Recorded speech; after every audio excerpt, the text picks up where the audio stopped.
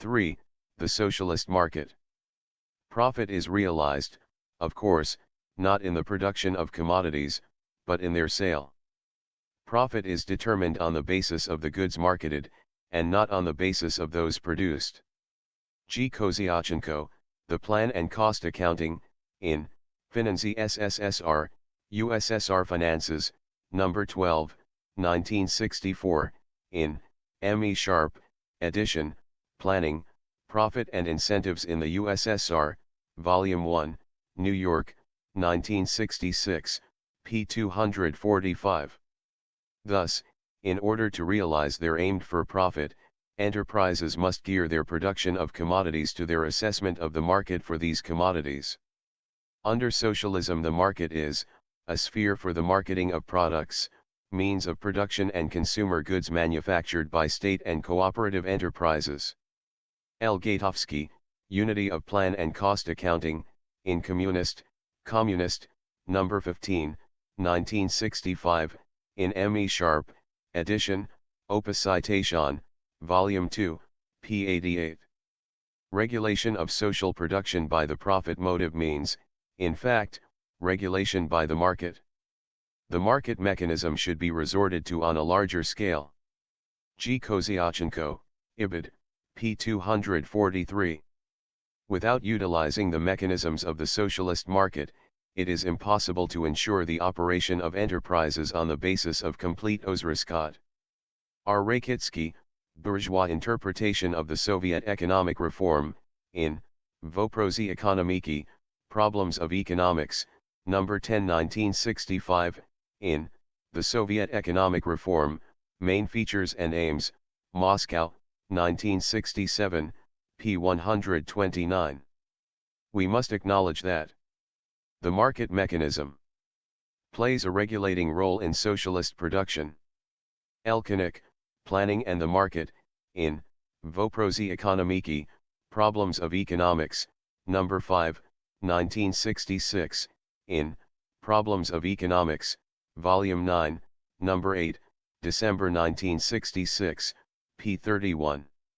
The Soviet market is one where not only prospective buyers of a commodity but also prospective sellers, the enterprises which produce it, are in competition with one another, although most contemporary Soviet economists prefer to speak of emulation rather than competition in the case of the socialist market. The enterprise will compete for orders, the competition will be based on comparisons of guarantees of quality, delivery dates and prices. For example, Lieberman, The Plan, Direct Ties and Profitability, in Pravda, Truth, November 21, 1965, in M. E. Sharp, edition, Opposition, Volume 2, p. 176. An individual or a collective engages in emulation with other individuals or collectives. The economic reform and the introduction of the sectorial principle of managing industry have created favorable conditions for concrete emulation between enterprises in the same sector. V. K. Fedinin, The Economic Reform and the Development of Socialist Emulation, in Soviet Economic Reform, Progress and Problems, Moscow, 1972, p. 241, 244. Thus, the forces of the socialist market are the economic forces of supply and demand which operate in an orthodox capitalist country.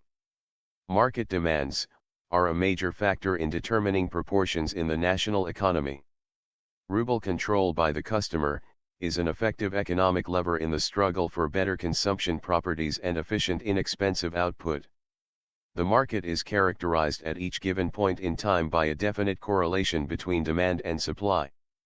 Under socialism, since commodity production exists, the objective economic law of demand and supply, of their mutual conformity, operates. Disregard for the law of demand and supply exerts a negative effect on the economy. L. Gatovsky, Ibid, p. 85, 88, 89. Without utilizing the mechanism of the socialist market and such of its categories as the current business situation, supply and demand, it is impossible to ensure the operation of enterprises on the basis of complete ozriskat. B. Rakitsky, Ibid, p. 129. Today it is generally acknowledged that the problem of marketing and of market fluctuations continues even in the planned socialist economy. Elkinik, Ibid, p. 25. Contemporary Soviet economists claim, like their counterparts in orthodox capitalist countries, that these market forces, operating through the profit motive, regulate social production in such a way as to satisfy, as far as existing productive resources at a particular time will permit, the requirements of the people. Increase of profit under socialism is one of the means for the achievement of the aim of socialist production, to satisfy most fully the requirements of the people. L. Gatovsky, The Role of Profit in a Socialist Economy, in Communist, No. 18, 1962, in M. E. Sharp, edition, Opus Citation, Volume 1, p. 92. Under socialism, profit is an economic instrument for developing socialist enterprises and materially stimulating their activity. The main object of socialist production is to satisfy the people's requirements. Measures reinforcing the role of profit are socialist measures aimed at developing the economy and building communism.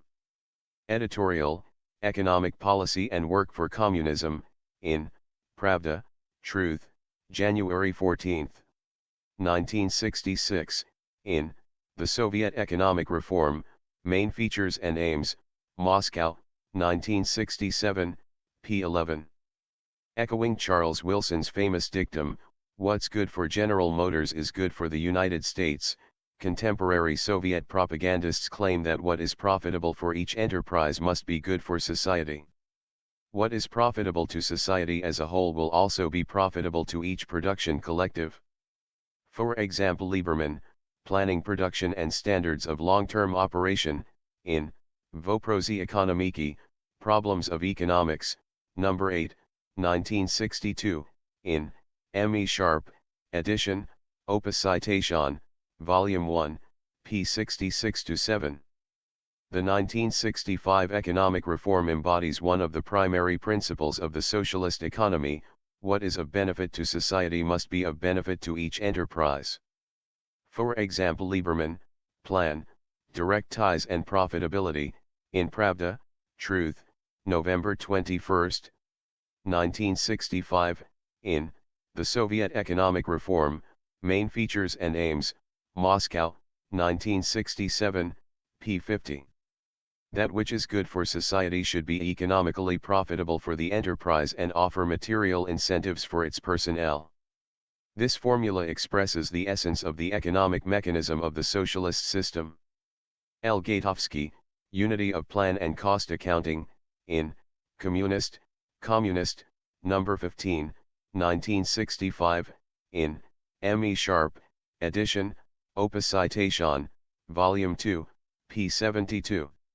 It is, of course, true that the gearing of production to the market through the profit motive ensures, within the limits of productive resources at a particular time, the gearing of production to the demand of the consuming public. But the demand to which it is geared is effective demand, that is, demand expressed in terms of the money which potential consumers are able and willing to expend in the market on commodities. This is admitted by contemporary Soviet propagandists. Within the bounds of commodity-money relations, the concept of preference for goods is changed into the relatively independent form of money demand. The magnitude of any need, expressed on the basis of demand, depends on factors like population income. A. M. Rumyantsev, Management of the Soviet Economy Today, Basic Principles, in Soviet Economic Reform, Progress and Problems, Moscow, 1972, p. 28.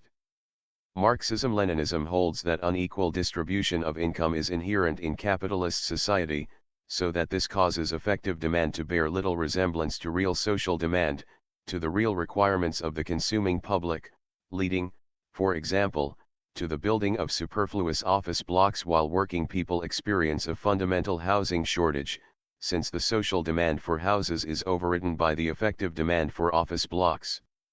That this anomaly exists in the Soviet Union since the economic reform is admitted by some contemporary Soviet economists.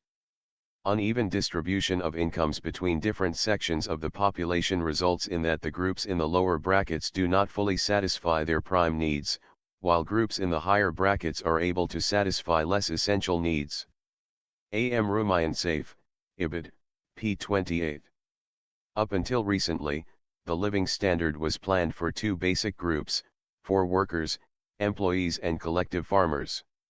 Today it is also necessary to calculate the rise in the standard of living for population groups with different income levels. P. Krylov and M. Kistiakov, Problems in Improving the Methods of National Economic Planning, in Planowy Hozyaistwo, Planned Economy, No. 1, 1972, in Problems of Economics, Volume 15, No. 4, August 1972, p. 33. Industrial enterprises try to curtail the production of relatively unprofitable and especially totally unprofitable items despite the fact that they enjoy high consumer demand.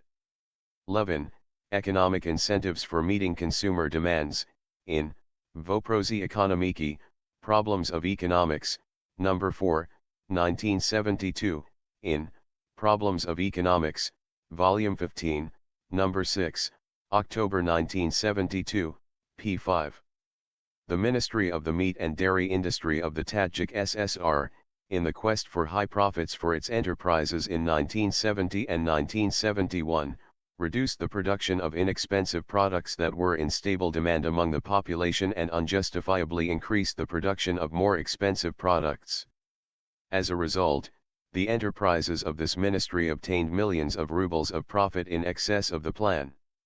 S. Starostin and G. Emden, The 5-Year Plan and the Soviet Way of Life, in Planowy Hozyaistwo, Planned Economy, No. 6, 1972, in Problems of Economics, Volume 15, No. 10, February 1973, p. 95-6.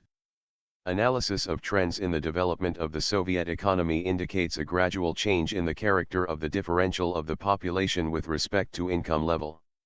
Inevitably there is a rise in the share of those groups that have relatively high incomes. At the same time, there is a reduction in the share of families for which a comparatively low savings norm is characteristic. T. Evenson, Problems in Forecasting the Monetary Savings of the Population, in Noczni doklady Wyszczej, Ekonomikeski Nauki, Scientific Reports of Higher Schools, Economic Science, No. 11, 1973, in Problems of Economics, Volume 17, No. 2, June 1974, p. 66-7. This question will be discussed in more detail in later sections. The basing by enterprises of their production plans on their assessment of the market has necessitated the development of such features of orthodox capitalist countries as market research. To ensure success in the management of the national economy, it is essential to conduct market research for practical purposes. L. Gatovsky, Ibid, p. 88. Salesmanship. Business is much better at the stores which have the best trained staffs of sales assistants. The motto there is, not a single customer must leave without a good purchase. V. Sokolov, M. Nazarov and N. Kozlov, The Firm and the Customer, in Ekonomikeskiya Gazeta, Economic Gazette, No. 1, 1965, in M. E. Sharp, edition, Opus Citation, Volume 1, p. 255, 256. And advertising. Business is much better at the stores which advertise best. V. Sokolov, M. Nazarov and N. Kozlov, Ibid, p. 255. Advertising, by influencing the taste of purchasers, is capable of easing the planning of production and the study of consumer demand. Proper advertising accelerates commodity turnover. We all have an interest in good advertising. But improvement of its artistic and technical level will require an increase in the money spent on it. Such expenditure will pay for themselves with interest. L. Pekarsky and S. Onufrenko, The Wings of an Experiment, in Komsomolskaya Pravda, Young Communist League Truth, June 3, 1965, in M. E. Sharp, edition, Opus Citation, Volume 1, p. 299. We cannot ignore the enormous technical and organizational experience underlying the advertising business in the USA. We must without hesitation take advantage of the best.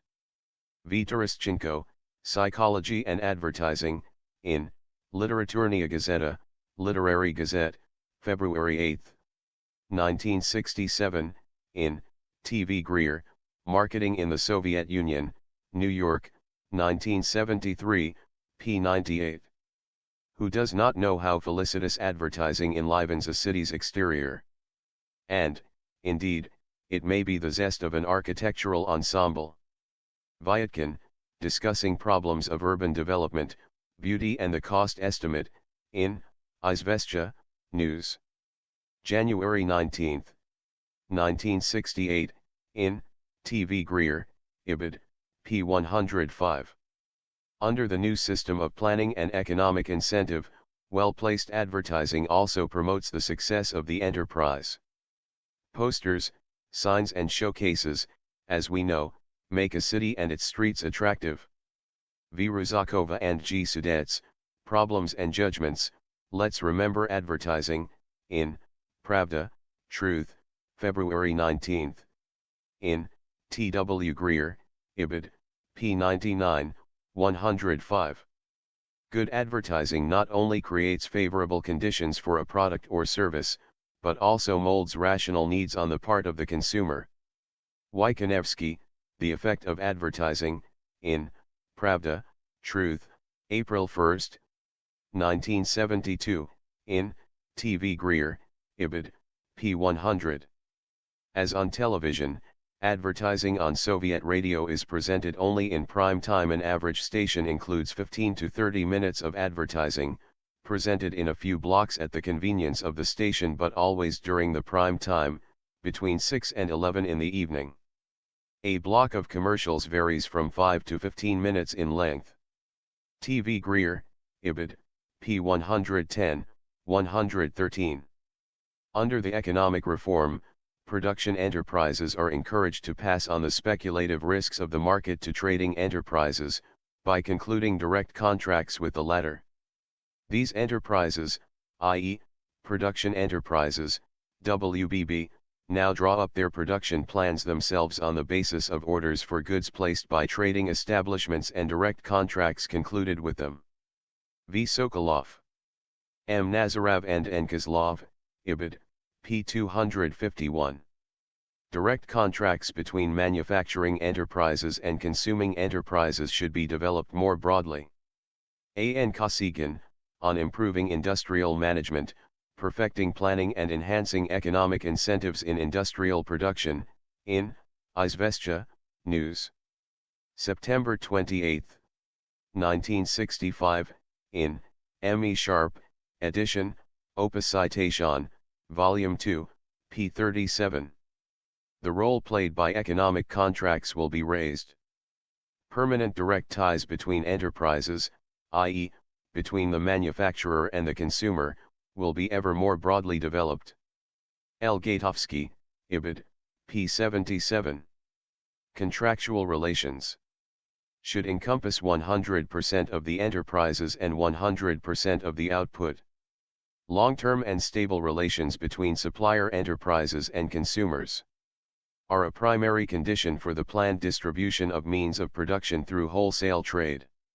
N. Y. Drojichinsky, The Economic Reform in Action, in Soviet Economic Reform, Progress and Problems, Moscow, 1972, p. 215, 216. We plan to complete the switch of associations and enterprises engaged in mass and large volume production to direct and long-term ties, basing their relations on long-term economic contracts. A. N. Kosygin, Guidelines for the Development of the National Economy of the USSR for 1976 to 1980, 25th Congress CPSU, Moscow, 1976, p. 40-1.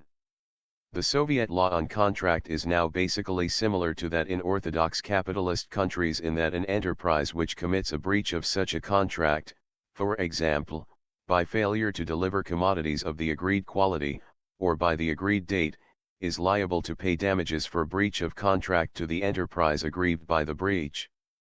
Economic sanctions should be applied in cases of bad work, such as fines for delivery delays. V. Trapeznikov, for Flexible Economic Management of Enterprises, in Pravda, Truth, August 17, 1964, in M. E. Sharp, edition, Opus Citation, Volume 1, p. 197. The failure to meet delivery terms should involve substantial fines. For example, Lieberman, once again on the plan, Profits and Bonuses, in Pravda, Truth, September 20, 1964, in M. E. Sharp, edition, Opus Citation, Volume 1, p. 215. It is proposed to increase the material responsibility of the enterprise or organization in cases of non-fulfillment of contract obligations for deliveries of goods so that, as a rule, the guilty party will make good any losses incurred. A. N. Kosygin, on improving industrial management, perfecting planning and enhancing economic incentives in industrial production, in Izvestia, News, September 28, 1965, in M. E. Sharp, edition, Opus Citation, Volume 2, p. 25. The development of self-sufficiency in industry has also been expressed in increasing the size of fines and in obligating the guilty enterprises to fully compensate for the caused damage with their own cost accounting resources. The same procedure has been introduced for losses which arise owing to the fault of the transport organizations. P. G. Bunnik, Methods of Planning and Stimulation, in Soviet Economic Reform, Progress and Problems, Moscow, 1972, p. 53. One method by which the state can influence the direction of development of the economy through economic levers is, of course, by participation in the market. Such participation is, however, limited. A majority of the industrial enterprises do not sell their goods to the state, but to other industrial enterprises or trading organizations. This represents the major part of the internal market. B. Sukharevsky, The Enterprise and Material Stimulation, in Ekonomikeskiya Gazeta, Economic Gazette, No. 49, 1965, in M. E. Sharp, edition, Opus Citation, Volume 2, p. 212. Nevertheless, the state has a monopoly in the market for armaments, and participates on a considerable scale in the market for the construction industry, the commissioning of public buildings, schools, hospitals, theaters, etc.